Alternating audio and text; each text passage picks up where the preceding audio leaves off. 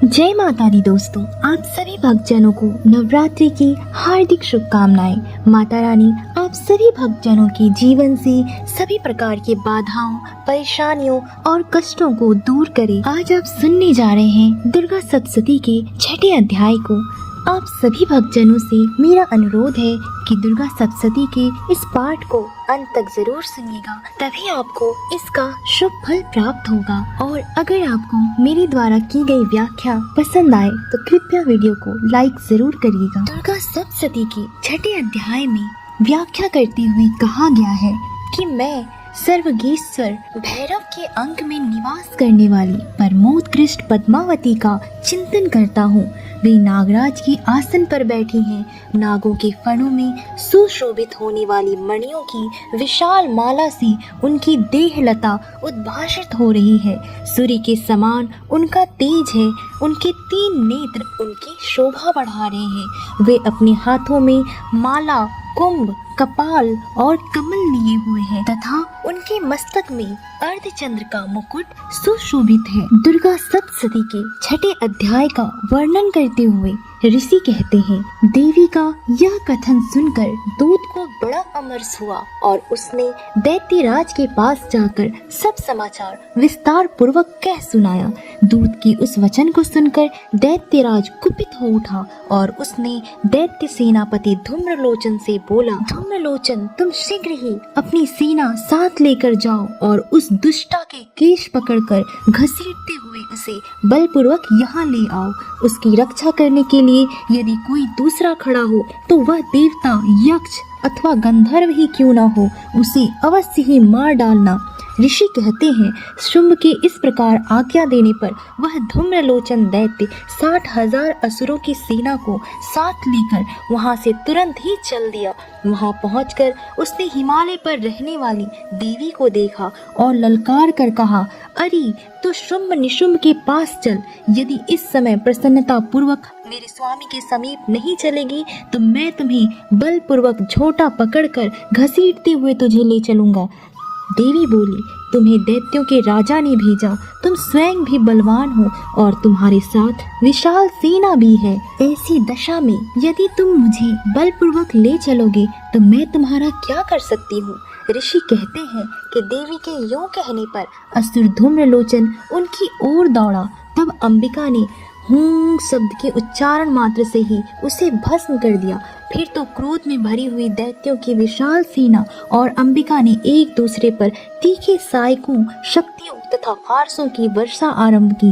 इतने में ही देवी का वाहन सिंह क्रोध में भरकर भयंकर गर्जना करके गर्दन के बालों को हिलाता हुआ असुरों की सेना में कूद पड़ा। उसने कुछ दैत्यों को पंजों की मार से, कितनों को अपनी जबड़ों से और कितने ही महादैत्यों को पटककर ऊंट की दाढ़ों से घायल करके मार डाला।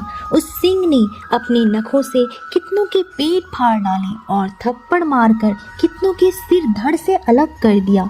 कितनों की भुजाएं और मस्तक काट डाले तथा अपनी गर्दन के बाल हिलाते हुए उसने दूसरे दैत्यों के पेट फाड़कर उसका रक्त चूस लिया। अत्यंत क्रोध में भरे हुए देवी के वाहन उस महाबली सिंह ने क्षण भर में ही असुरों की सारी सेना का संहार कर डाला। शुंभ ने जब सुना कि देवी ने धूम्रलोचन असुर को मार डाला तथा उसके सिंह ने सारी सेना का सफाया कर डाला, तब उस दैत्यराज को बड़ा क्रोध हुआ।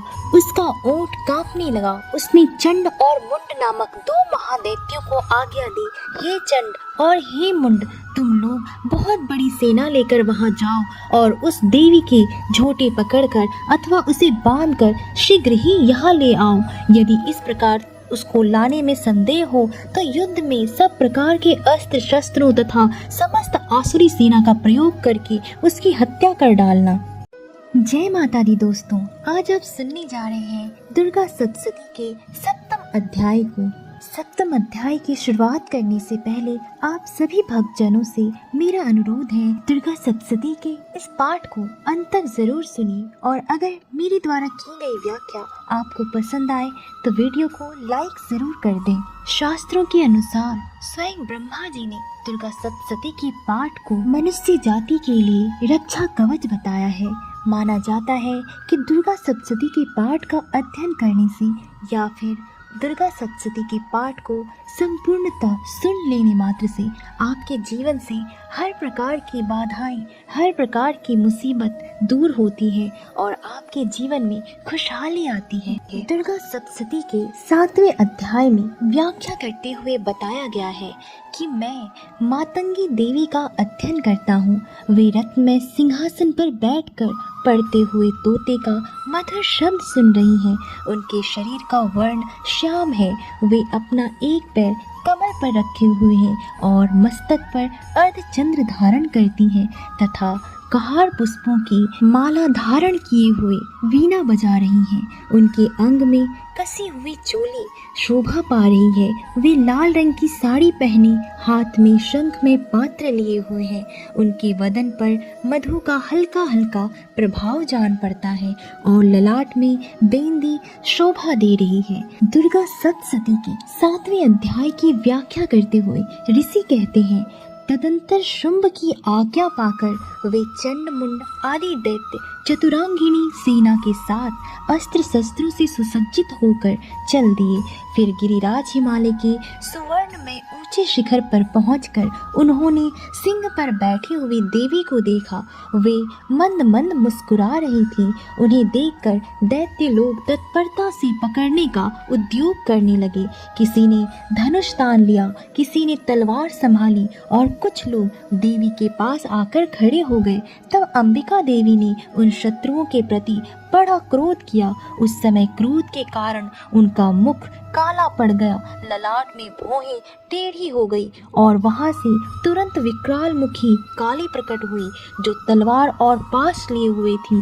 वे विचित्र खटवांग धारण किए और चीते के चर्म की साड़ी पहनी नरमुंडों की माला से विभूषित थी। उनके शरीर का मांस सूख गया था, केवल हड्डियों का ढांचा था जिससे वे अत्यंत भयंकर जान पड़ती थी।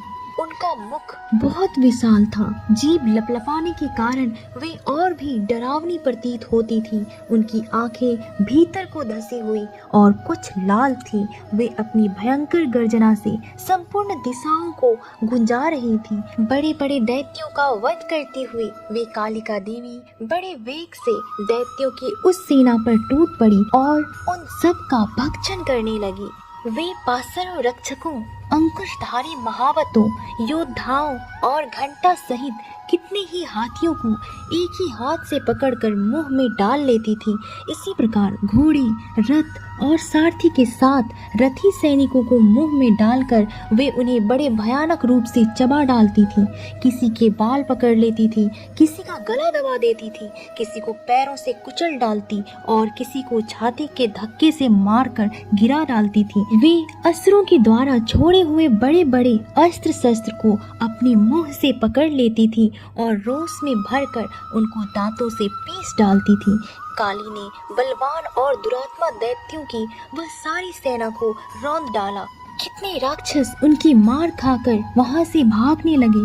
कोई तलवार के घाट उतारे गए, कोई खटवांग से पीटे गए और कितने ही असुर दांतों के अग्रभाग से कुचले जाकर मृत्यु को प्राप्त हुए। इस प्रकार देवी ने असुरों की उस सारी सेना को क्षण भर में मार गिराया। यह देखकर चंड उन अत्यंत भयानक काली देवी की ओर दौड़ा तथा महादैत्य मुंड ने भी अत्यंत भयंकर बाणों की वर्षा से तथा हजारों बार चलाए हुए चक्रों से उन भयानक नेत्रों वाली देवी को आच्छादित कर दिया।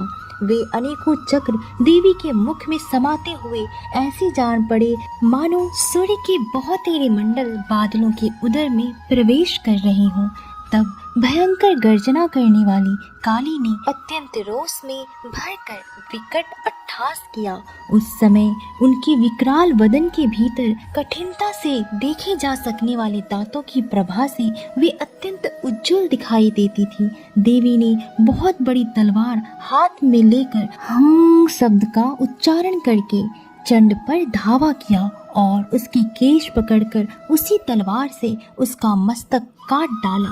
चंड को मारा गया देखकर मुंड भी देवी की ओर दौड़ा तब देवी ने रोष में भरकर उसे भी तलवार से घायल करके धरती पर सुला दिया। महापराक्रमी चंड और मुंड को मारा गया देख मरने से बची हुई बाकी सेना भय से व्याकुल होकर चारों ओर भाग गई। तदंतर काली ने चंड और मुंड का मस्तक हाथ में ले चंडिका के पास जाकर प्रचंड अट्टहास करते हुए कहा, हे देवी, मैं चंड और मुंड नामक इन दो महापशुओं को तुम्हें भेंट करती हूँ। अब युद्ध में तुम शुंभ और निशुंभ का स्वयं ही वध करना। ऋषि कहते हैं, वहां लाए हुए उन चंड और मुंड नामक महादैत्यों को देखकर कल्याणमयी चंडी ने काली से मधुर वाणी में कहा, हे देवी, तुम चंड और मुंड को लेकर मेरे पास आई हो, इसलिए संसार में तुम्हें चामुंडा के नाम से ही तुम्हारी ख्याति होगी। सभी भक्तजन एक बार प्रेम से बोली,